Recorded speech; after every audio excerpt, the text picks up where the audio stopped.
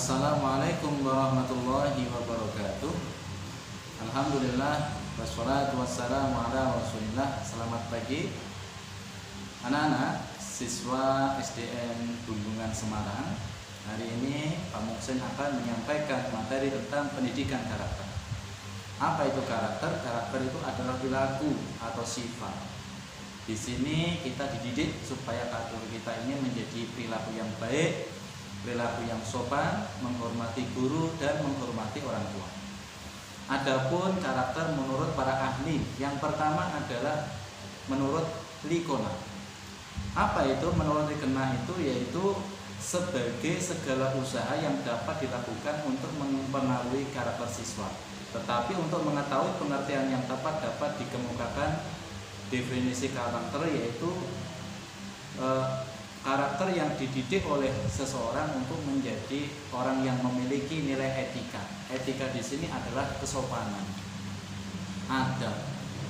adab diri kita terhadap guru, adab diri kita terhadap orang tua, adab diri kita terhadap keluarga, dan adab diri kita terhadap masyarakat. Kita dididik semaksimal mungkin untuk menjadi orang yang memiliki etika yang baik. Ini menurut Likon. Kemudian yang kedua adalah menurut Suyanto. Apa itu? Para ahli mengatakan di sini menurut Suyanto adalah karakter itu sebagai cara berpikir dan berperilaku yang menjadi ciri khas setiap individu untuk hidup dan bekerja sama baik di lingkungan keluarga, masyarakat, bangsa maupun negara.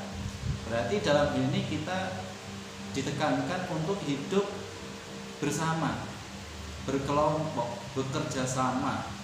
Kita tidak bisa hidup sendiri. Karena apa? Karena kita ini hidup sebagai makhluk sosial. Kita hidup sebagai makhluk sosial. Maka dari itu, kalau kita ini hidup sebagai makhluk sosial, maka kita harus bekerja sama dengan orang lain. Bekerja sama di lingkungan keluarga, bekerja sama dengan masyarakat, bekerja sama dengan bangsa dan negara. Inilah menurut Suyanto. Nah, dalam hal ini kita ditekankan untuk bisa hidup seperti itu dan kita dididik untuk bisa bekerja sama dengan orang lain. Kemudian yang ketiga, pendidikan karakter menurut Kartajaya. Apa itu menurut Kartajaya? Beliau memiliki definisi, yaitu karakter adalah kepribadian yang dimiliki oleh individu yang merupakan bertindak, bersikap, berucap, dan merespon sesuatu itu harus dengan cara yang baik. Ya, harus sesuai karakternya, sesuai dengan ucapannya, perilakunya sesuai dengan ucapannya. Ini adalah satu kesatuan yang dimiliki oleh seseorang sehingga orang itu tidak memiliki sifat munafik. Kadang kalau kita tahu orang itu kadang baik ucapannya, tetapi belum tentu perilaku dan hatinya juga baik. Tetapi Kartajaya ini mengedepankan kalau orang itu berperilaku baik, karakternya baik, harus ucapannya juga harus baik. Ini yang ditekankan kepada kita. Kita harus mengikuti tidak hanya perilaku kita baik, tetapi ucapan kita juga baik. Kemudian yang keempat, pendidikan karakter menurut kamus psikologi. Ya, ini dari para ahli. Kemudian kita tinjau dari kamus psikologi. Psikologi itu adalah psikologi atau kejiwaan atau karakter atau perilaku yang dimiliki oleh seseorang. Di dalam kamus psikologi tersebut itu mengedepankan tentang kejujuran. Kalau di dalam agama Islam, jujur itu disebut siddiq, yaitu yang dimiliki oleh Abu Bakar, yang dimiliki oleh juga Nabi kita Muhammad SAW. Orang yang jujur itu pasti akan disenangi banyak orang. Orang yang jujur itu pasti tidak akan korupsi. Orang yang jujur itu pasti akan mengedepankan sifat tanggung jawab. Dan kamus psikologi ini mendefinisikan bahwa orang yang memiliki karakter yang baik itu adalah orang yang memiliki sifat yang jujur. Maka dalam hal ini anak-anak kita ini dididik untuk menjadi siswa yang jujur. Karena sekarang ini untuk mencari orang yang jujur itu sangat sulit sekali. Orang yang jujur itu adalah orang yang mampu mempertanggungjawabkan hasil pekerjaannya, atau orang yang mampu mempertanggungjawabkan atas ucapannya, atau orang yang mampu mempertanggungjawabkan atas perilakunya. Kemudian bagaimana cara memahami pendidikan karakter? Untuk memahami pendidikan karakter, yaitu pendidikan budi pekerti plus melibatkan aspek pengetahuan kognitif, perasaan yaitu feeling, dan tindakan action. Menurut Thomas Liksona, tanpa ketiga aspek ini maka pendidikan karakter tidak akan efektif. Jadi harus ada kognitif, ada feeling, ada action.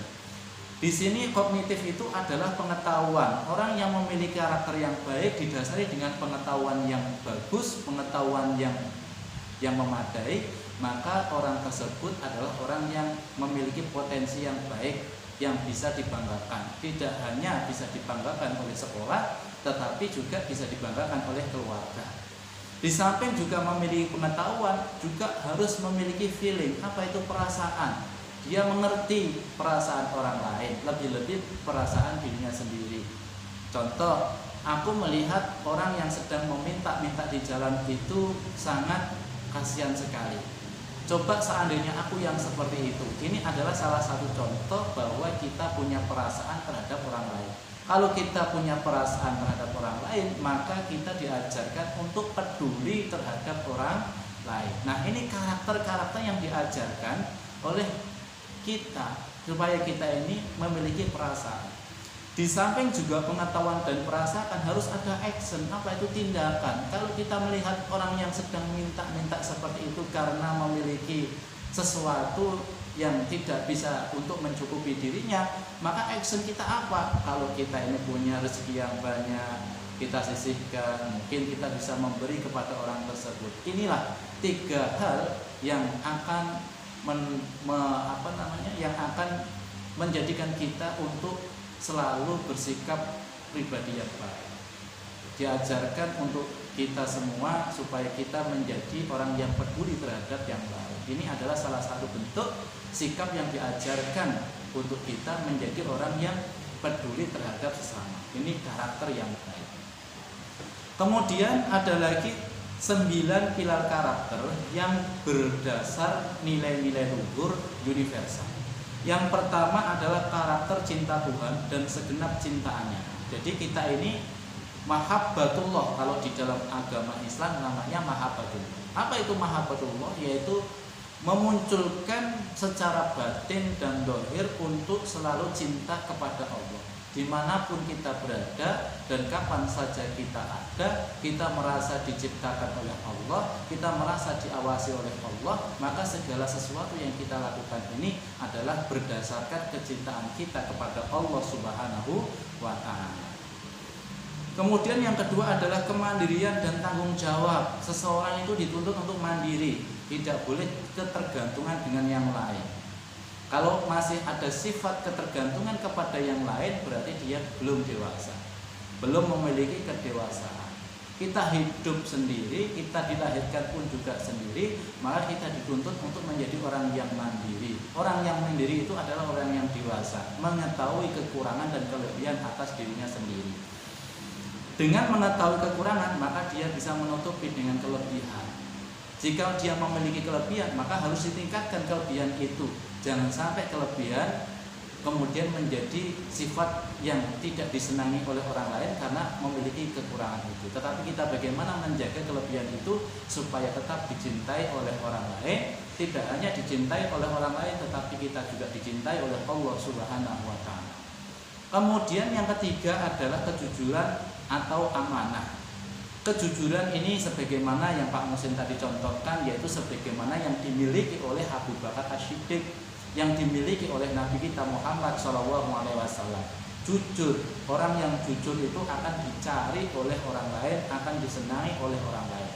Kemudian amanah berarti dia tanggung jawab atas perilakunya, tanggung jawab atas lisannya atau ucapannya, tanggung jawab atas dirinya sendiri. Insya Allah orang yang jujur dan amanah ini pasti akan dicintai oleh orang lain.